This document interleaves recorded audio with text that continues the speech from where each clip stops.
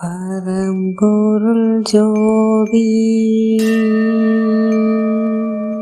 பரம்பொருள் ஜோதி பரம்பொருள் ஜோதி பரம்பொருள் ஜோதி. இறைவன் மீது அன்புடையவருக்கு வணக்கம். எனது பெயர் சிங்கை மீனாட்சி, விழுப்புரத்திலிருந்து உரையாடுகின்றேன்.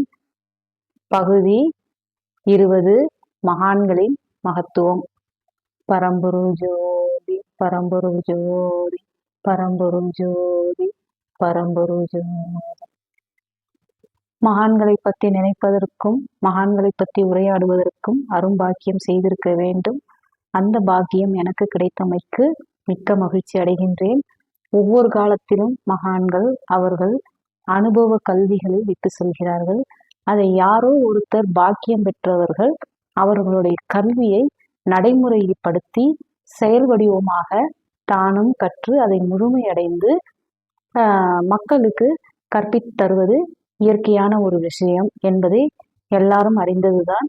அதையே தான் நானும் செய்து கொண்டிருக்கிறேன். ஒரு விஷயம் ஞானிகள் செயல்படுத்தி விட்டு செல்கிறார்கள் எனில் அது உண்மையா பொய்யா என்று அவரவர் உடலை அனுபவபூர்வமாக ஆய்வு செய்து பார்த்தால்தான் விளக்கம் புரிந்து கொள்ள முடியும், உணர முடியும்.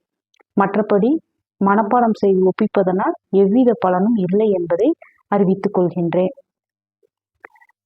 எனது உணவு முறையை பற்றி நான் சற்று கூற வேண்டும் என நினைக்கின்றேன்.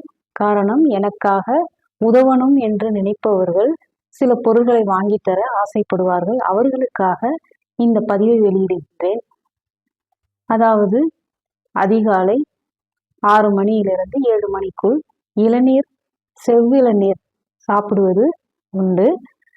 மற்றும் 10 இல்லை 10:30 மணிக்கு வரக்காப்பி, அதில் பால்லாம் கலக்கிறது இல்லை, பால் பொருள் நான் சேர்க்கறது இல்லை, பால் கலக்காத ஒரு வரக்காப்பி சாப்பிடுவேன். ஒரு கைப்பிடி மிச்சர் அல்லது சேவை, மிளகு சேவை அந்த மாதிரி இருந்தால் ஒரு கைப்பிடி சாப்பிட்றது உண்டு. மதியம் 12:30லேருந்து 1:30 மணிக்குள்ள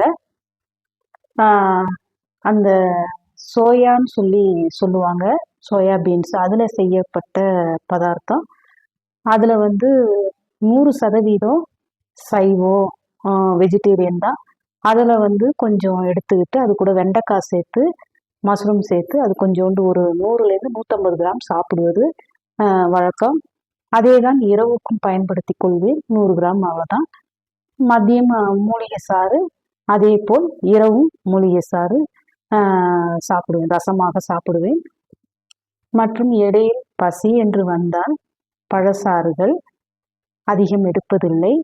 மாம்பழ சாறு இப்போது இந்த சீதோஷ்ண நிலைக்காக அந்த சத்து தேவைப்படுகிறதுனால அது ஒரு 150லேருந்து 200 ml, அதுக்கு மேல் இறங்காது. இடையில் காப்பி, வர காப்பி அல்லது வெறும் தண்ணீரில் அந்த வெறும் பூஸ்ட் மட்டும் இருக்கும். ஏன்னா எனக்கு வெளியிடங்களில் செல்லும் போது சில நேரங்களில் சமைக்க முடியாத சூழல்கள் ஏற்படும். அந்த நேரங்களில் எதுவுமே கிடைக்காது. ஆகவே சூடு நீரில் இதை கலந்து அப்படியே குடித்துவிட்டு சென்று விடுவேன், அவ்வளோதான். மற்றபடி வேற எதுவும் இறங்காது. உள்ளுறுப்புகள் அது தன்மையை மாற்றி உள்ளது. இது போக போக இறை உணவு தனக்குள் கிடைப்பதனால் இந்த உணவு முறை மாற்றம் ஏற்பட்டுள்ளது என்பதை தெரிவித்துக் கொள்கின்றேன். இதை கட்டாயப்படுத்தி வரவழைக்க முடியாது. இது இறைவனால் தேர்ந்தெடுக்கப்பட வேண்டும். இந்த கல்விக்கு தகுதியுள்ள உடலாக மாற கல்வி கற்றுக்கொள்ள வேண்டும். தகுந்த ஆசிரியர்களால தான் கற்றுக்கொள்ள முடியும். புத்தகங்களை படித்தோ அல்லது காலஞ்சென்ற மகான்களின் பதிவுகளை படித்து நாமளாக எதையாவது ஒன்று தூங்கினால் அது மிகப்பெரிய ஆபத்தாக போய்விடும். நான் உடனே இந்த இடத்துக்கு வரவில்லை. 8-9 வருட காலம் பழகி சிறுக சிறுக சிறுக ஒரு வேளையிலிருந்து 2 வேளை, அப்புறம் 3 வேளை நிறுத்து பழச்சாறுகள், அப்புறம் காய்கறி சாறுகள் என கொஞ்சம் கொஞ்சமாக தான் இந்த இடத்துக்கு வந்தேன். உடனே வரவில்லை. கடந்த 4 வருடங்களாக உணவில்லாமல் இருக்கின்றேன் என்பதை அறிவித்துக் கொள்கின்றேன். ஆகவே மற்றவர்கள் கல்வியை கற்றுக்கொள்ள வேண்டுமென்றால் தகுந்த ஆசிரியர், அனுபவமுள்ள ஆசிரியர்கள் வைத்துக்கொண்டு கற்றுக்கொள்ள வேண்டும். இன்னும் 2 வருடம் 3 வருட காலங்கள் இதை நான் தொடர்ந்து இதே நிலையில்தான் இருக்க முடிவு செய்துள்ளேன். தெரியாது, ஏனென்றால் இந்த உடலானது இன்னும் சில பணிகள் செய்ய வேண்டியிருக்கின்றது. இந்த உடலை மூலதனமாக வைத்துதான் இந்த பணிகளை நான் செம்மையாக முடிக்க வேண்டும். அது மட்டுமல்ல, பல நாடுகள் சென்று வரும் காரணத்தினால் எனக்கு இந்த உணவு அவசியமாக படுகிறது என்பதை அன்போடு தெரிவித்துக் கொள்கின்றேன். ஆகவே தகுந்த ஆசிரியர்களை கொண்டுதான் கற்றுக்கொள்ள வேண்டும். தன் நிலையை வெற்றி கொண்டவர்கள்தான் அனுபவ கல்வி கிடைக்கும். ஆகவே அன்போடு கேட்டுக்கொள்கின்றேன். ஆசிரியர் இல்லாத கல்வி இருண்ட வாழ்க்கையில் கொண்டு போய் சேர்த்துவிடும் என்று அன்போடு தெரிவித்துக் கொள்கிறேன். நன்றி, வணக்கம்.